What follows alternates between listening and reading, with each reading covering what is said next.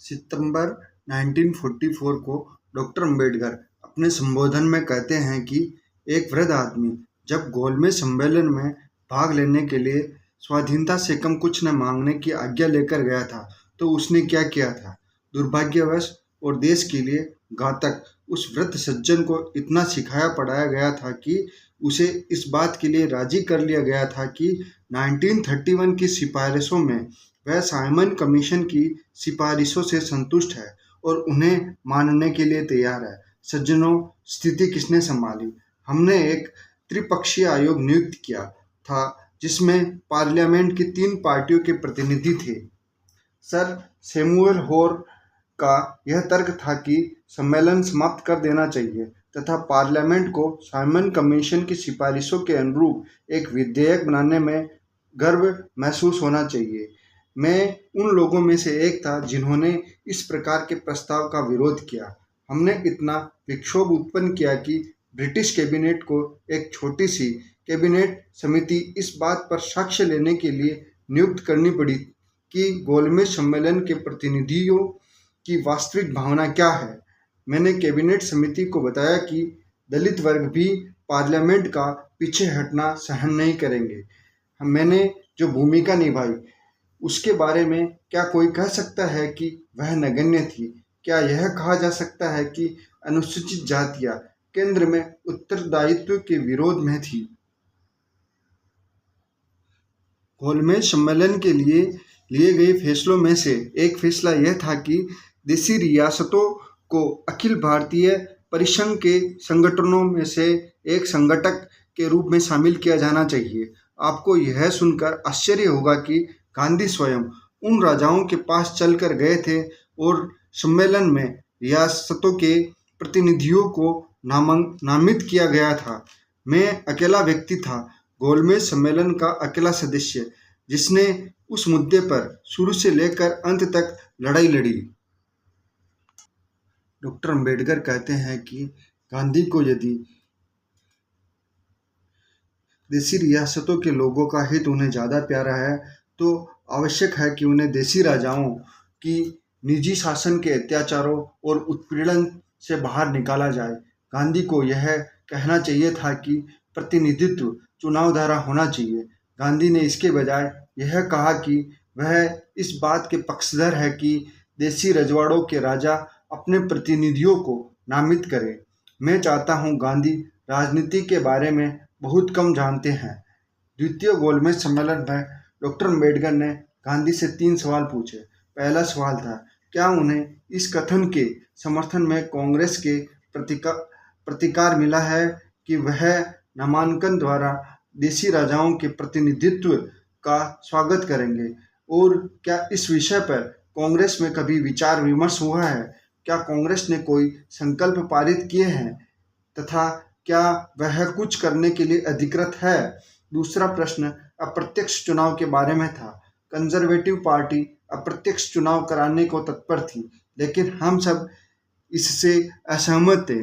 मैंने गांधी से पूछा, क्या यह बात नहीं है कि अप्रत्यक्ष चुनाव का यह सिद्धांत श्रीमती एंटी बिसेंट द्वारा तैयार किए गए स्वराज विधेयक में लाया गया था, जिसे कांग्रेस द्वारा इसी कारण अस्वीकार कर लिया गया था। लॉर्ड चांसलर को गांधी ने कोई भी जवाब देने से इनकार कर दिया। यदि अतीत को बेच दिया गया है, यदि भारत को नीचा दिखाना पड़ा है, तो मेरे कारण नहीं, अनुसूचित जातियों के कारण नहीं, यह गांधी के कारण हुआ है, श्री शास्त्री और अन्य लोगों के कारण हुआ है। हम ब्राह्मणों के शासन को कैसे भूल रहे हैं, जिनमें 2000 वर्षों से हम इस आशा से कष्ट भोग रहे हैं कि यदि हमें रक्षोपाय दिए गए तो हम देश में अन्य उदारवादी तत्वों की मदद से एक ऐसी व्यवस्था स्थापित कर लेंगे जिसमें यह देश तरक्की करके पूर्ण पौरुष और राष्ट्रवाद ग्रहण कर लेगा। इसलिए मैं अपने हिंदू बंधुओं को यह बताना चाहूँगा कि बेहतर होगा कि वे अपनी मानसिकता बदलें और उन बलिदानों को जो हम दे सकते हैं, उन जोखिमों को ध्यान में रखें जो हम उठाने को तैयार हैं। आइए हम समझौता करें और इस मसले को सुलझाएं। लेकिन दुर्भाग्यवश डॉक्टर अंबेडकर को हिंदू समुदाय की ओर से समुचित प्रतिक्रिया नहीं मिली। 1932 में अनुसूचित जातियों का सवाल उठा था और उसे उसी स्तर पर रखा गया था जिस स्तर पर मुसलमानों के सवाल को रखा था। और जब कभी वयस्क मताधिकार समिति ने विभिन्न प्रांतों में अनुसूचित जातियों के लोगों की संख्या का पता लगाने का प्रयास किया तो मैंने देखा समस्त हिंदुओं, उदार एवं कट्टर, विशाल हृदय सभी ने एक साथ साजिश करके समिति को बताया कि हमारे देश में दलित या अनुसूचित वर्ग जैसी कोई चीज नहीं है। हिंदू बंधु यह समझ गए हैं कि महामहिम सम्राट की सरकार ने विधायिका में अनुसूचित वर्गों को पृथक प्रतिनिधित्व देने का फैसला किया है और यह कि प्रतिनिधित्व की मात्रा अनुसूचित जातियों पर निर्भर करेगी। और चूंकि ये महामहिम सम्राट की सरकार की परियोजना को विफल नहीं कर सके तो उन्होंने यह कहकर कि कोई अनुसूचित जातियां नहीं है, इस परियोजना को विफल करने के लिए भूमिगत तरीके अपनाने शुरू कर दिए। इस प्रकार की रणनीति एक घटिया रणनीति हिंदुओं द्वारा 1932 में अपनाई गई थी। 1944 के एक पत्र में लिखा था कि महामहिम सम्राट की सरकार भारत को युद्ध की समाप्ति पर स्वतंत्रता प्रदान करने के लिए तैयार है। तब महामहिम सम्राट की सरकार ने एक बात का आग्रह किया था कि ऐसा संविधान अस्तित्व में आएगा जिस पर उन सबकी सहमति होगी जो भारत के राष्ट्रीय जीवन में महत्वपूर्ण संगठक कहे जाते हैं। मैंने बताया कि अनुसूचित जातियां भारत के राष्ट्रीय जीवन में एक महत्वपूर्ण संगठक है। साइमन कमीशन ने अनुसूचित जातियों को पृथक प्रतिनिधित्व देने की जरूरत पर बल दिया है। क्या कोई यह कह सकता है कि अनुसूचित जातियां पृथक और महत्वपूर्ण संगठक नहीं है? महामहिम सम्राट की सरकार के गोलमेज सम्मेलन में अनुसूचित जातियों को पृथक प्रतिनिधित्व इसलिए दिया क्योंकि वे इस बात को मानते थे कि वे पृथक संगठक है।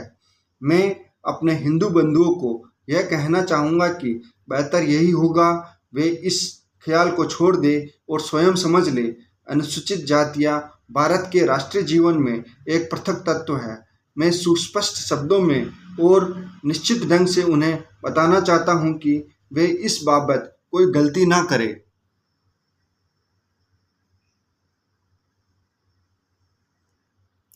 मैं इस बातचीत पर ध्यान नहीं देता और मैं आपको कुछ कारण बताऊंगा। सांप्रदायिक समस्या अधिकांशतः हिंदू मुस्लिम समस्या नहीं है। सांप्रदायिक समस्या एक बड़ी समस्या है। यह ऐसी समस्या है जहां केवल मुसलमान ही नहीं बल्कि ईसाई, अनुसूचित जातियां और संभवतः अन्य अल्पसंख्यक भी इसमें शामिल है। परिणाम स्वरूप इस प्रकार के सबसे समझदार, सुरक्षित और सबसे सच्चा रास्ता यह होगा कि विभिन्न अल्पसंख्यकों के सब प्रतिनिधि एकत्र होकर बैठे अपना अपना पक्ष कथन पेश करें ताकि प्रत्येक पक्ष यह जान सके कि दूसरा पक्ष क्या कह रहा है और इस प्रकार सभी दूसरे के अधिकारों का उचित आदर करते हुए आपस में परामर्श करें और एक फैसले पर पहुंचे जो सभी को मान्य हो। यह व्यवस्था मुझे उन दो लोगों के बीच एक सौदे जैसी लगती है जिन्होंने तीसरे आदमी को लूटने का और अपनी स्थिति को बेहतर बनाने का निश्चय किया है। लेकिन मैं यह बात से बहुत परेशान हूँ कि यदि गांधी जिन्ना को उसके हक से ज़्यादा कुछ देते हैं तो वह अधिक चीज़ मेरे हिस्से की होगी जो दूसरे के पास चली जाएगी, क्योंकि गांधी की सबसे महत्वपूर्ण नीति कि इस देश में सबसे बड़ी पार्टी की मदद प्राप्त करके कांग्रेस के लिए किसी भी तरह शक्ति हासिल की जाए और ब्रिटिश सरकार को दबाकर अनुसूचित जातियों की मांगें मंजूर करने के लिए राजी हुए बिना उसे शर्तें मानने को बाध्य किया जाए। गांधी ने अपने पूरे सार्वजनिक जीवन में केवल एक चीज की और वह है अनुसूचित जातियों की अपेक्षा। गोलमेज सम्मेलन में गांधी ने डॉक्टर अंबेडकर को अकेला कर दिया था और वह हर स्तर को सहायता ठुकरा दी थी जो अनुसूचित जातियों की ओर से डॉक्टर अंबेडकर ने पेश की थी। गांधी मुसलमानों के पास गए और उन्होंने जिन्ना को बताया कि वह उनकी 14 मांगे मानने को तैयार है और जिन्ना ने बताया गया कि वह अछूतों को इस गंदे कुत्ते की बात न माने। मेरे पास एक दस्तावेज है जो गोलमेज सम्मेलन के समय मुस्लिम लीग और गांधी के बीच बनाया गया था। हमारा सौभाग्य है कि मुसलमानों में लज्जा और पश्चाताप की कुछ भावनाएं थी। हमारा उद्देश्य और आकांक्षाएं एक शासक समुदाय जाति की है। आप सब लोग इस बात को मन में बिठा ले और आप लोग अपने घरों की दीवारों पर लिख दे ताकि आप रोजाना यह याद रख सके कि हमारी आकांक्षाएं और हमारा लक्ष्य कोई मामूली स्वरूप का लक्ष्य नहीं है। मात्र शब्दों से काम नहीं बनेगा, मात्र संकल्पों से लक्ष्य पूरा नहीं होगा। हमें अपनी सामर्थ्य बढ़ानी होगी, हमें दूसरे लक्ष्यों को एक तरफ हटाना होगा। आप स्थानीय रीति से और स्थानीय भावना से अपनी स्थानीय गतिविधियों को चलाकर कभी सबल नहीं बन सकते। आप सबको एक ध्वज के नीचे एक संगठन और एक राजनीतिक दल में एकत्र होना सीखना होगा तथा ऐसा करके दुनिया को दिखाना होगा कि आप लोग अखिल भारतीय अनुसूचित जाति नाम से एक ज्ञात संगठन के अधीन एक सूत्र में बंधे हुए हैं।